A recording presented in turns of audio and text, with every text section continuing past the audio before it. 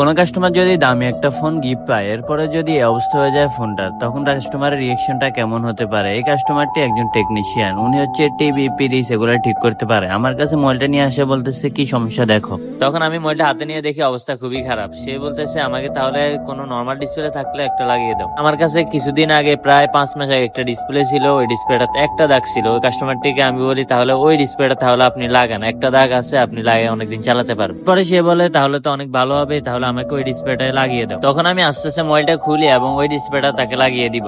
দেখা যায় আমরা ডিসপ্লের ক্ষেত্রে দামগুলো অনেকটা বেশি হয়ে থাকে, আর যদি কার্ভ ডিসপ্লে হয় তাহলে তার কথাই নেই। এই ডিসপ্লেটায় একটা দাগ থাকার কারণে কাস্টমারকে আমি 700 টাকা বলে দিই। 700 টাকার কথা শুনে কাস্টমার অনেক খুশি হয়ে যায়। দেখতেছেন একটা দাগ আছে, বাট হালকা হালকা ভাবে যদি চাপ দিই দাগটা চলে যায়। এরপর আমি তাকে বলি আপনার যদি ভাগ্য ভালো থাকে অবশ্যই দাগটা চলে যাবে, আর যদি ভাগ্য খারাপ থাকে তাহলে হয়তো দাগটা আরো বাড়তে পারে। দেখতেছেন এখন কোনোভাবে কোনো দাগ দেখা যাইতেছে না ডিসপ্লেটাতে। এই ডিসপ্লেগুলো ফিঙ্গারপ্রিন্ট কিন্তু অ্যাকুরেটলি কাজ করে, কোনোভাবে মিসিং করে না। আমরা ফিঙ্গারপ্রিন্ট চেক করলাম, ফিঙ্গারপ্রিন্ট অ্যাকুরেট ভাবে কাজ করতেছে। আমাদের ভিডিও যারা দেখেন যদি ভালো লাগে লাইক কমেন্ট শেয়ার করে পাশে থাকবেন, আমার ইউটিউব চ্যানেলটা সাবস্ক্রাইব করে দিবেন। কাজটা হয়ে গেছে আলহামদুলিল্লাহ।